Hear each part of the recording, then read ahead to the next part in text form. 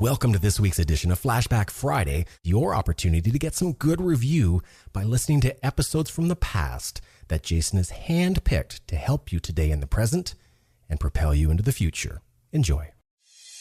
This show is produced by the Hartman Media Company. For more information and links to all our great podcasts, visit hartmanmedia.com. Welcome to Creating Wealth with Jason Hartman. During this program, Jason is going to tell you some really exciting things that you probably haven't thought of before and a new slant on investing. Fresh new approaches to America's best investment that will enable you to create more wealth and happiness than you ever thought possible. Jason is a genuine, self-made multimillionaire who not only talks the talk, but walks the walk. He's been a successful investor for 20 years and currently owns properties in 11 states and 17 cities. This program will help you follow in Jason's footsteps on the road to financial freedom. You really can do it. And now, here's your host, Jason Hartman, with the complete solution for real estate investors. Welcome to the Creating Wealth Show. This is your host, Jason Hartman. This is episode number 449. Thank you so much for joining me today from beautiful Aruba in the Caribbean here. Just about, I don't know, what is this, like 18 miles away from the Venezuelan border, I hear. It's very, very close. Anyway, I'm just leaving and about to catch a ride to the airport. And just wanted to introduce our guest today before I go, and that is Tim Carney with the Washington Examiner. He's got a book out entitled The Big Rip-Off, How Big Business and Big Government Steal, and he's got some very, very interesting insights into this subject. But before we get to our guest, two things that I wanted to mention. Number one, a lot of you have purchased tickets for our upcoming Meet the Masters event, and this is just going to be a fantastic event. We're going to have a special dinner on Saturday evening at that event. I think you're really, really going to enjoy it. And our theme for it is investor empowerment, how to be the empowered investor, how to align your relationships with your managers and your tenants and other providers as well, so that you have the maximum level of empowerment when investing.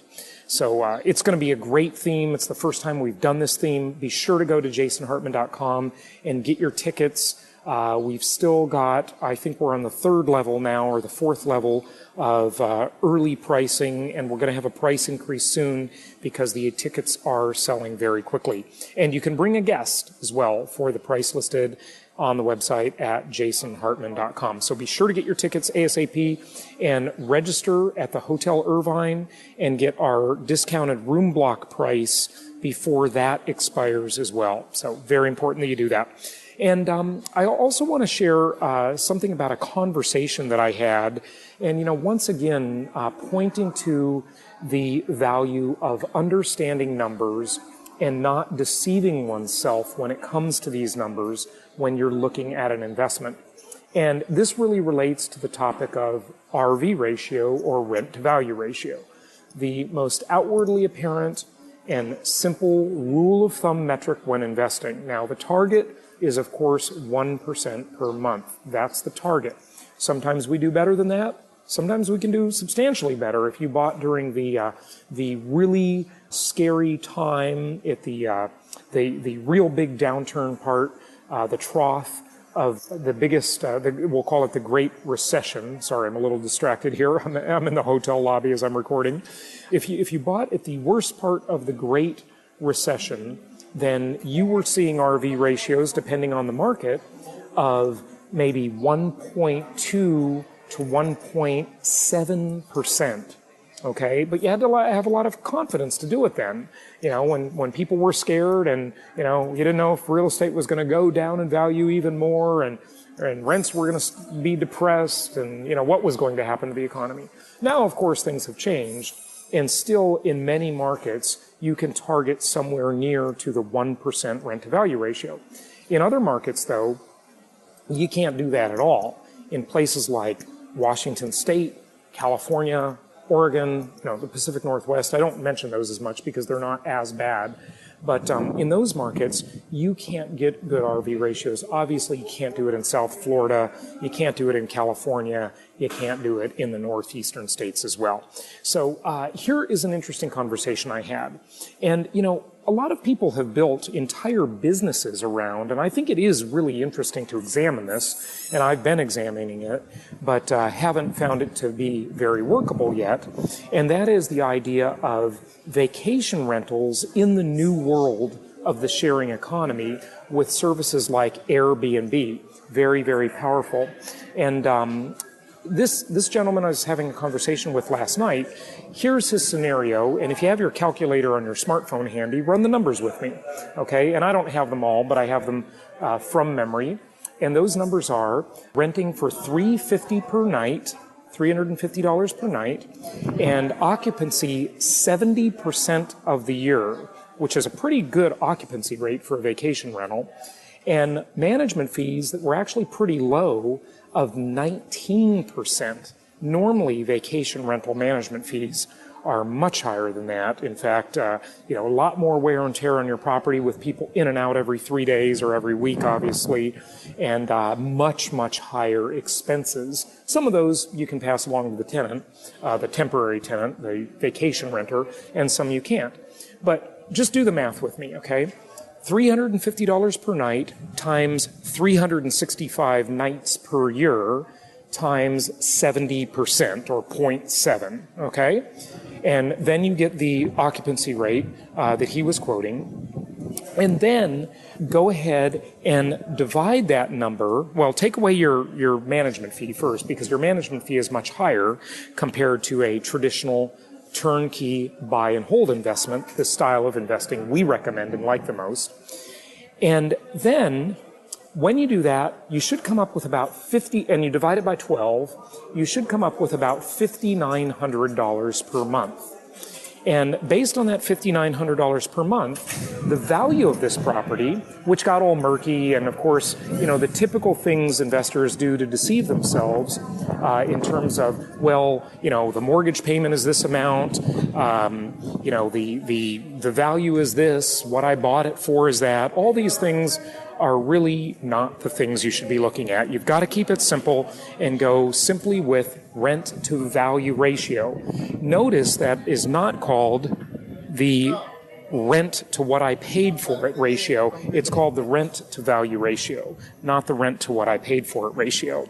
And when you do that, it's really very apparent that, this gentleman has a $1.1 million property that he's only renting for $5,900 per month. Now, after that conversation, he said he was actually doing a little better, and it was more like $8,000 per month. But either case, it's still not $11,000 per month, which would be 1% of the value. Welcome to this week's edition of Flashback Friday, your opportunity to get some good review by listening to episodes from the past that Jason has handpicked to help you today in the present and propel you into the future. Enjoy. So just another little lesson on how investors sort of get muddied up and everything gets murky, and we got to keep it simple. We focus on the 1% target RV ratio, and let's leave it at that, investors, okay?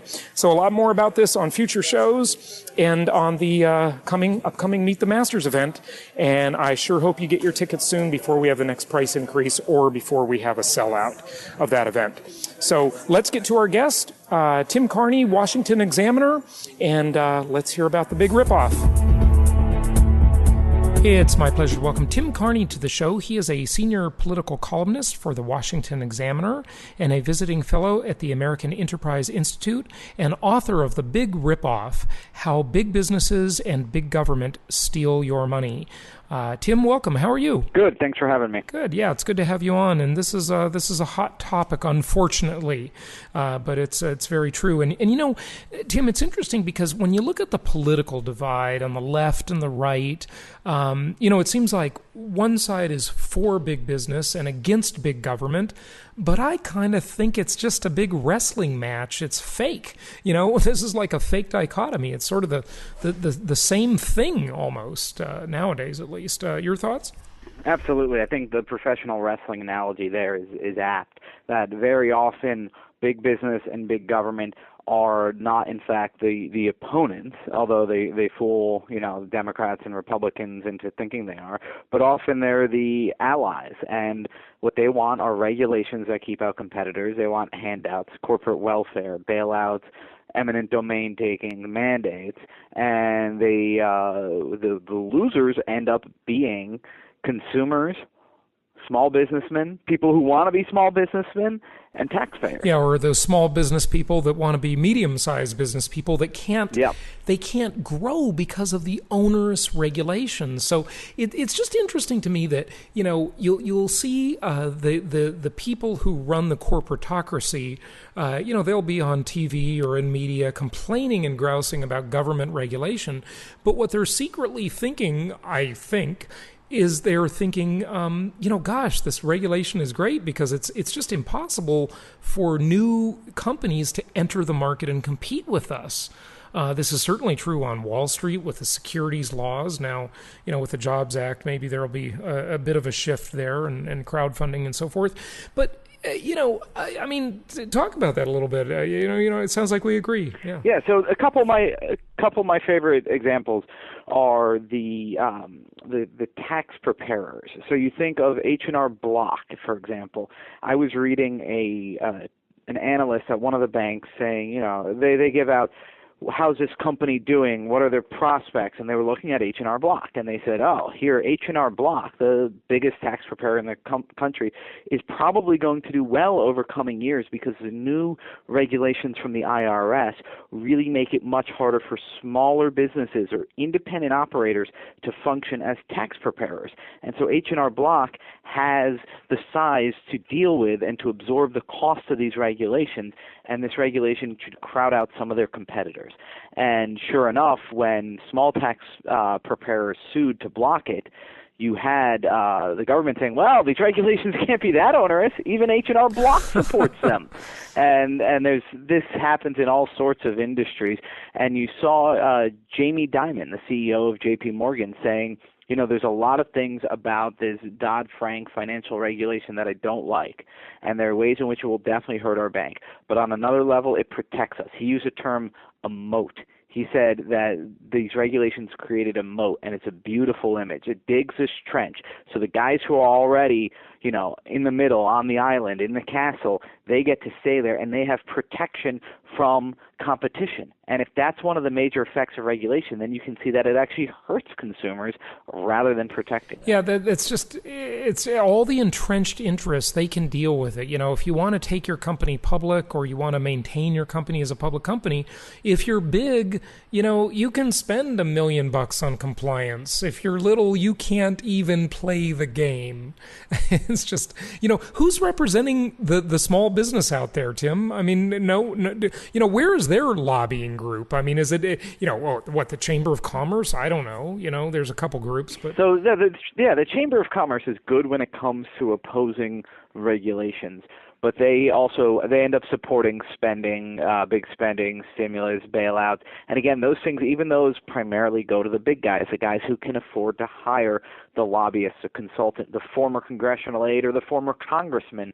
The guys who can afford to hire them are the people who are going to get their hands on most of the government money when that's being handed out. And one of the problems is, economists describe it as concentrated benefits with diffuse costs. Again, the benefits of a government program, a regulation, a subsidy, go to a small group and they get it a lot.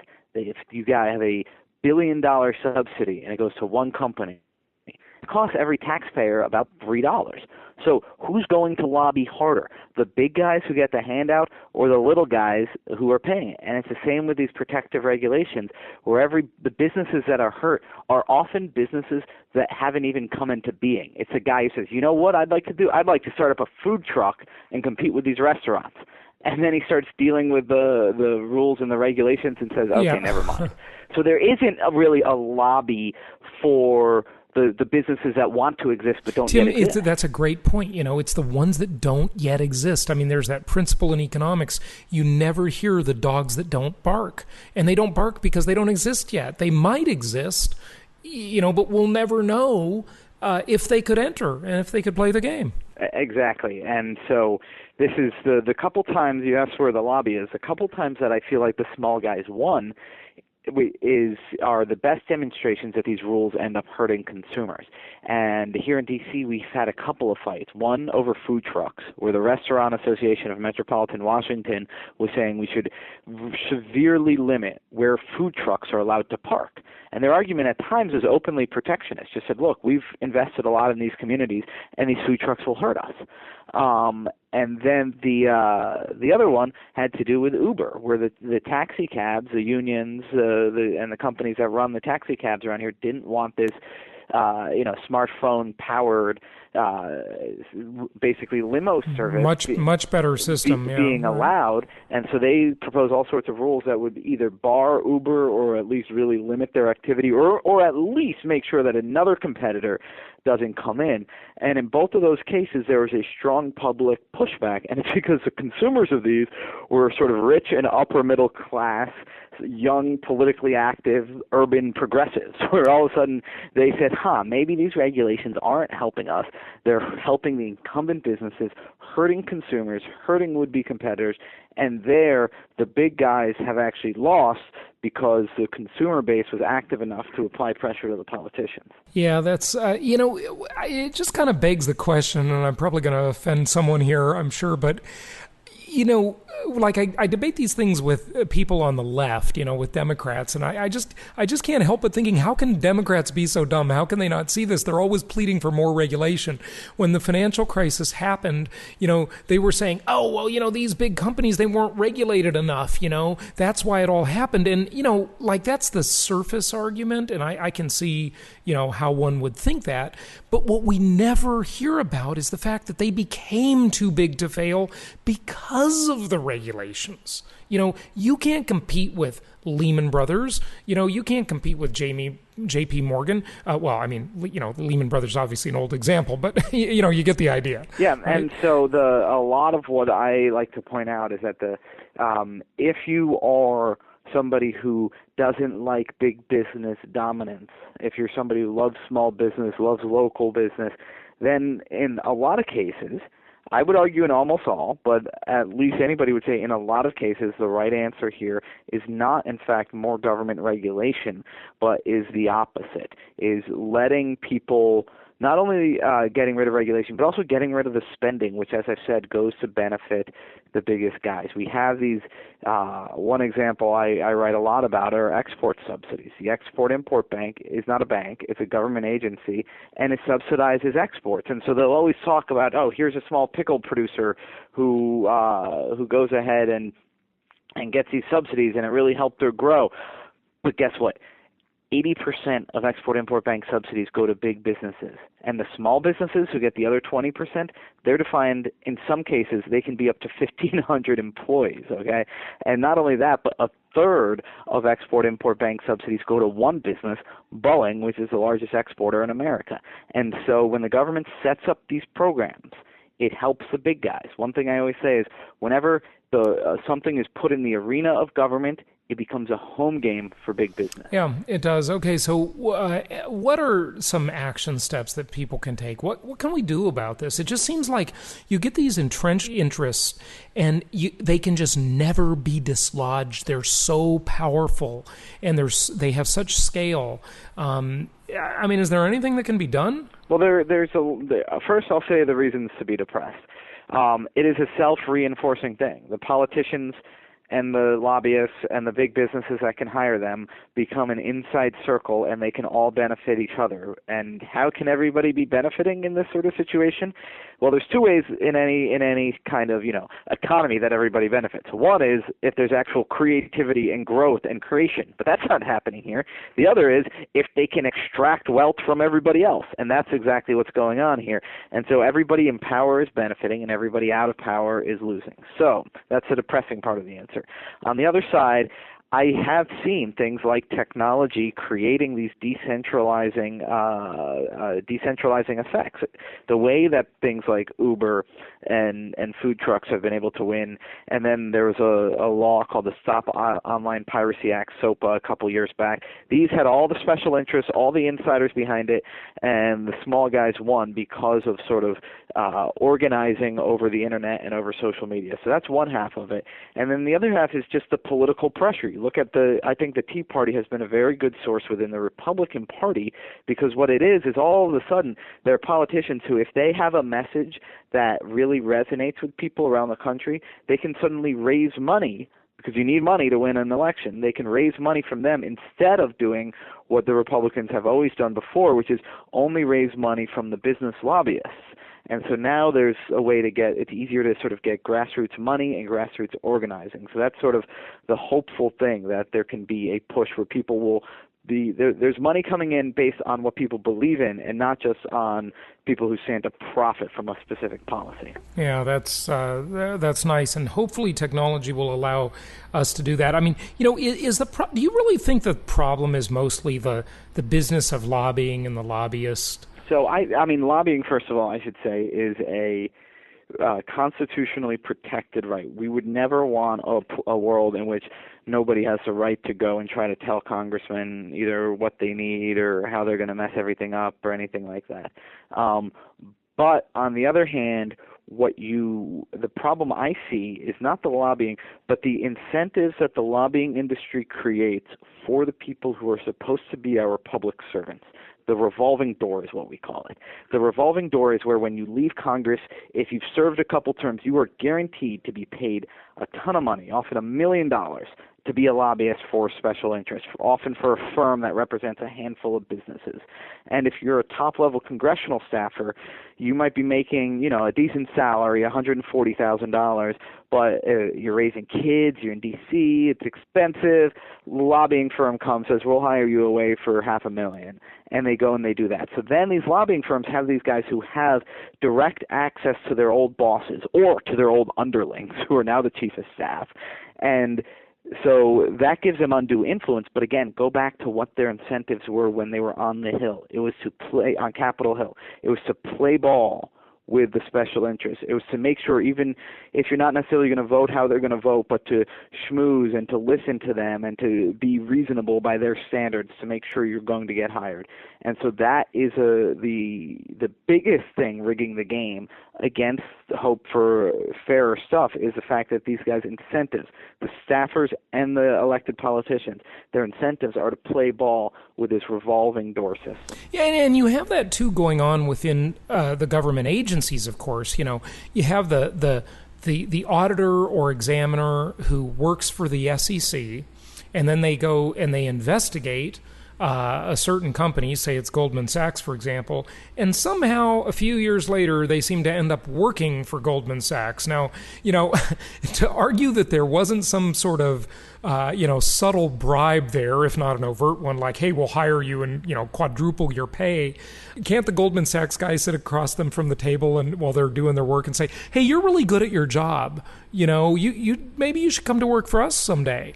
And, and now they're... Jack Abramoff, who went to jail for illegal lobbying practices, used to tell a story like that, how he'd be trying to persuade some congressman staffer to put in an earmark or something, and then one day they'd be socializing, not talking about work at all. And he'd say, by the way, I know you love working on the Hill. Your boss is a great guy. I know you're good at what you do, but if you're ever looking for a place, you fit in really well at our firm. Yeah. And once he said that, he had them in the bag. I mean, this is just disgusting. I'm sure this happens at every level of the SEC, the FDA, the FAA, the FCC. I mean, this is unbelievable that this stuff is allowed to happen, right? Yep, but the problem is they try to regulate the lobbyists when the people, I think, who need the regulations are in government, are the politicians and the staffers.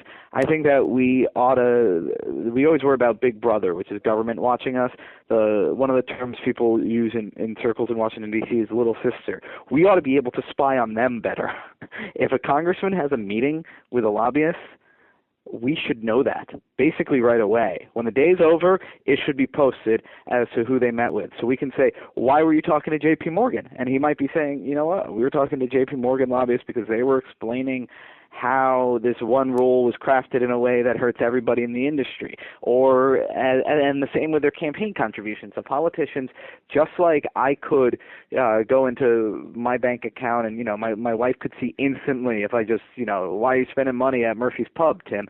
We should be able to see, why are you depositing money, Senator, from this check? What are they getting for that $3,000 contribution? So, I mean, think about it. Why aren't these meetings public record? When Congress meets, there's a transcript. There are minutes. I mean, why isn't it that every communication with a lobbyist is recorded? Yeah. And it's available for the public to listen to. And even if they need the privacy, say I'm a company, I'm coming in, I'm going to say, okay, let me tell you, we have a unique business model, and this is this. And so there needs to be some privacy. The nature of the discussion and the fact that it happened, I think, is certainly the public's business. Mm-hmm. Yeah. Of course. Of course.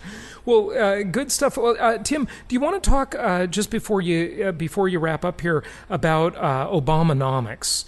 Because that's your other book. Do you just have the two books? Yeah. So the Big Rip-Off and Obamanomics are the same theme. They're the idea that big business and big government are often allies. Big business benefits from and lobbies for big government to the detriment of the consumer, the competitor, and the taxpayer.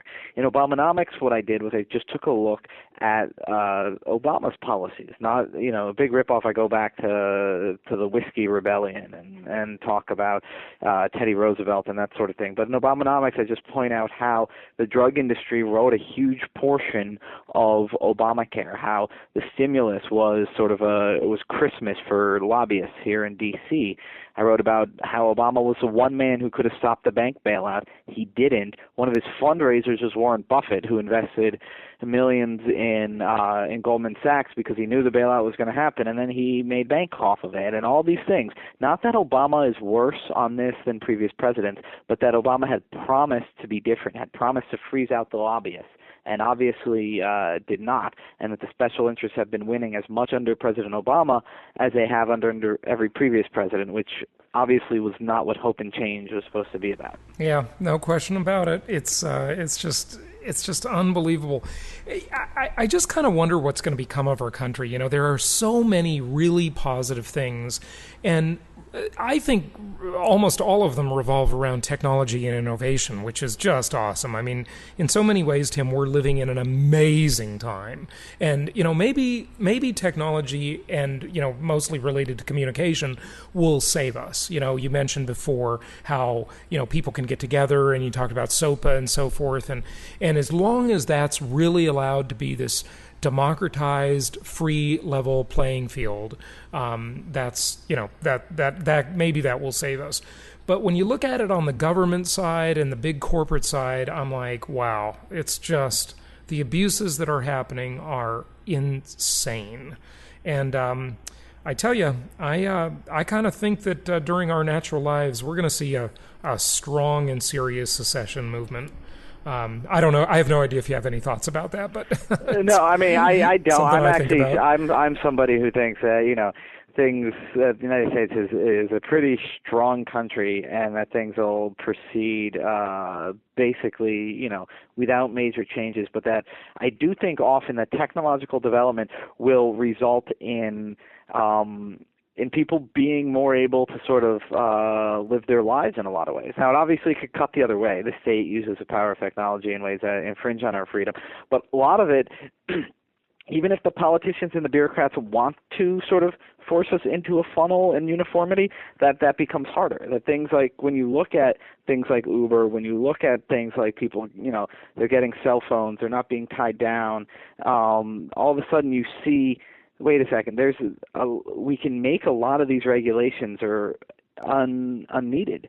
And so I think that sort of, my version of a secession movement I think we're going to get is not going to be a political one, but people are going to find it easier to live their own lives without dependence on the big businesses, on the big, we're not as dependent on duopolies or monopolies in a lot of businesses. I have friends, Nick Gillespie and Matt Welch, who wrote a book about that.